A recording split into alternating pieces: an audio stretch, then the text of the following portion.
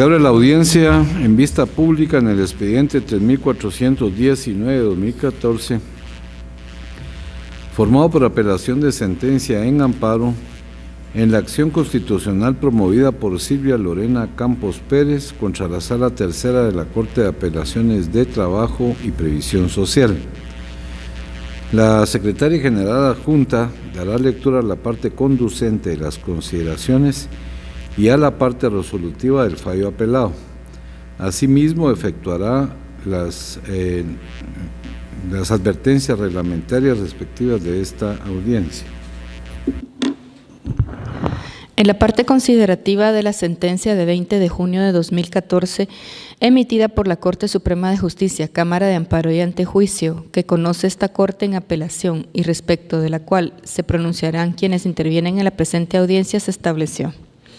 al analizar los antecedentes y los argumentos expuestos por la postulante en el memorial de interposición de amparo,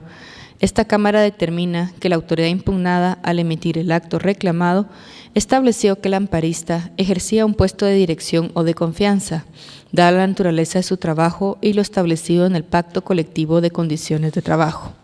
lo cual nos lleva a la conclusión que no se vulneró ningún derecho constitucional del amparista, pues aún ante la existencia de las prevenciones decretadas dentro del conflicto colectivo de carácter económico-social existente,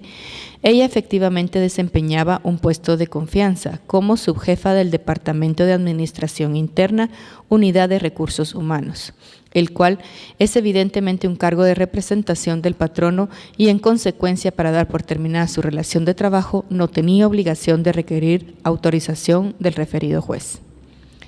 Al resolver, se declaró: deniega por notoriamente improcedente el amparo planteado por Silvia Lorena Campos Pérez contra la Sala Tercera de la Corte de Apelaciones de Trabajo y Previsión Social. En consecuencia, no hay condena en costas por no haber sujeto legitimado para su cobro. Se impone multa de 1,000 quetzales al abogado patrocinante César Landelino Franco López, quien deberá hacerla efectiva en la tesorería de la Corte de Constitucionalidad dentro de los 5 días siguientes a partir de estar firme el fallo. De conformidad con lo establecido en las disposiciones reglamentarias y complementarias contenidas en el Acuerdo 1-2013 de esta Corte, se hace de conocimiento de quienes harán uso de la palabra en la presente audiencia que, de hacerlo, cuentan con un tiempo de 15 minutos para pronunciarse estrictamente sobre el fallo recurrido, en particular sobre la existencia de agravios o no que éste les ocasiona. Además, deberán dirigirse directamente al tribunal, alegar en forma oral y abstenerse de dar lectura a cualquier documento, salvo autorización del presidente, concretarse el asunto planteado, ser breves, precisos y concisos en su exposición y abstenerse de proferir expresiones respetuosas respecto a las partes o los miembros del tribunal. Eso es todo, señor presidente. Puede hacer uso de la palabra el abogado César Landelino Franco, quien auxilia a la solicitante del amparo, apelante y requerente de esta vista pública. Muchas gracias, señor presidente, honorables magistrados de la Corte de Constitucionalidad. Lo que nos trae esta mañana a esta vista pública es exponer el alegato que ha sustentado el recurso de apelación en contra del amparo o de la sentencia de amparo dictada en primera instancia por la Cámara de Amparo y Antejuicio de la Corte Suprema de Justicia. Conviene resaltar que el proceso que se examina dentro del trámite del amparo, en el cual ocurrieron las vulneraciones constitucionales denunciadas en el amparo, es un procedimiento de reinstalación producido por una terminación de contrato en el servicio público que ha vulnerado las garantías establecidas en el Código de Trabajo relacionadas con la imposibilidad de la terminación de contratos de trabajo durante el trámite del proceso colectivo, si no es con autorización previa del juez que conoce y controla las prevenciones decretadas dentro del proceso colectivo. Para este efecto, es bueno recordar que el propósito de las prevenciones establecidas en el artículo 379 y el 380 del Código de Trabajo es, por un lado, prohibir la toma de represalias de una parte contra la otra por el simple hecho del planteamiento del colectivo, y también prohibir la terminación de los contratos de trabajo con el propósito de evitar la mediatización del conflicto y el despido o terminación indiscriminada de contratos de trabajo durante el tiempo en que el patrono se encuentre legalmente emplazado. Para este efecto, el artículo 380 del Código de Trabajo prohíbe toda terminación de contrato de trabajo, incluyendo dentro del fuero de atracción derivado de la prevención a aquellos trabajadores que no hayan sido parte dentro del planteamiento del conflicto o a aquellos terceros libres de la negociación que tampoco hayan tenido interés en adherirse al planteamiento del colectivo. Con esto lo que quiere decir es que cuando el artículo 380 impone la obligación al empleador para terminar todo contrato de trabajo de pedir autorización y obtenerla del juez que conoce el trámite del conflicto, impone también como consecuencia la obligación de que esto se dé para todos los casos de contratos de trabajo vigentes en el centro de trabajo de que se trate. Eso quiere decir que el artículo 380 no hace ninguna excepción en relación a en cuáles casos va a regir la prohibición de terminar toda terminación de contrato de trabajo y en cuáles casos no. A tal extremo que no prejuzga sobre la justicia o injusticia de la terminación, sino simplemente prohíbe la terminación como propósito o como ulterior propósito de evitar, como decíamos, la mediatización del conflicto. Esto también permite advertir que la terminación de los contratos de trabajo tampoco se puede autorizar en aquellos casos, como lo interpreta erróneamente la autoridad recurrida en el amparo, en que ocurra represalia o acto constitutivo de represalia en contra del trabajador y como consecuencia de esto se dé la terminación del contrato. ¿Por qué no se puede en ninguno de estos casos? Porque si lo cotejamos con lo que dice el 380, relacionado con que está prohibida toda terminación de contrato de trabajo para todos los casos y también para aquellos que no fueron parte dentro del planteamiento del conflicto o que no tuvieron interés en adherirse al grupo coaligado que presentó el planteamiento del colectivo, tenemos entonces que si se produjera la terminación del contrato de trabajo de alguno de estos trabajadores que no fue parte del conflicto o que no se adhirió al planteamiento del proceso colectivo, tendríamos entonces una terminación de contrato de trabajo que tampoco constituyó acto de represalia y que sí debe estar amparada por el fuero de atracción derivado de la prevención que prohibió toda terminación de contrato de trabajo. Entonces no es dable argumentar, como lo hizo la autoridad recurrida en el amparo, el hecho de que el despido, por un lado, no había sido constitutivo de represalia, el despido de la interesada, de la amparista, y por otro lado, que el despido de la misma era también procedente, aún con las prevenciones vigentes y la prohibición de no terminar todo contrato de trabajo, en virtud de que el puesto que ocupaba la amparista, según su errónea apreciación, era un puesto de libre nombramiento y remoción, un puesto de confianza, que estaba exento también de ser amparado por las prevenciones que prohibían toda terminación de contrato de trabajo. Aquí también hubo una errónea apreciación del Tribunal de la Jurisdicción Ordinaria contra el que se recurrió en amparo, porque el puesto que ocupaba la amparista, basta con revisar las actuaciones, no era un puesto de libre nombramiento y remoción, no era un puesto de confianza, era un puesto con algunas responsabilidades como cualquier otro puesto de la administración pública, pero además correspondía a la partida presupuestaria 011 y por consiguiente no se puede encajar en los puestos de libre nombramiento y remoción y de confianza que están expresamente normados en los artículos 32 y 33 de la Ley de Servicio Civil. De consiguiente, entonces, bajo esos argumentos que he señalado, bajo el argumento de que el despido no había sido constitutivo de represalia y de que la interesada o la amparista ocupaba un puesto de libre nombramiento y remoción, la autoridad recurrida resolvió denegar la solicitud de reinstalación o confirmar la denegatoria de la solicitud de reinstalación, haciendo excepciones a lo establecido en la norma 380 que la propia norma no hace, con lo cual se vulneraba el debido procedimiento, entendida la garantía del debido procedimiento en ese caso, como la obligación que tienen los tribunales de la República de dar a cada caso en concreto sometido a su conocimiento el tratamiento normativo que manda la ley. Dar el tratamiento normativo que manda la ley a ese caso en concreto imponía resolver declarando procedente la reinstalación porque estaba claramente contemplada dentro de los casos que están amparados por la prevención que prohíbe toda terminación de contratos de trabajo. Sin embargo, no se dio y como consecuencia de eso se denunciaron las vulneraciones constitucionales que ocurrían dentro del fallo ante el Tribunal de Amparo de Primera Instancia, el que, sin hacer mayor consideración en la sentencia contra la que hoy recurrimos en apelación, simplemente se limitó a confirmar lo resuelto por la autoridad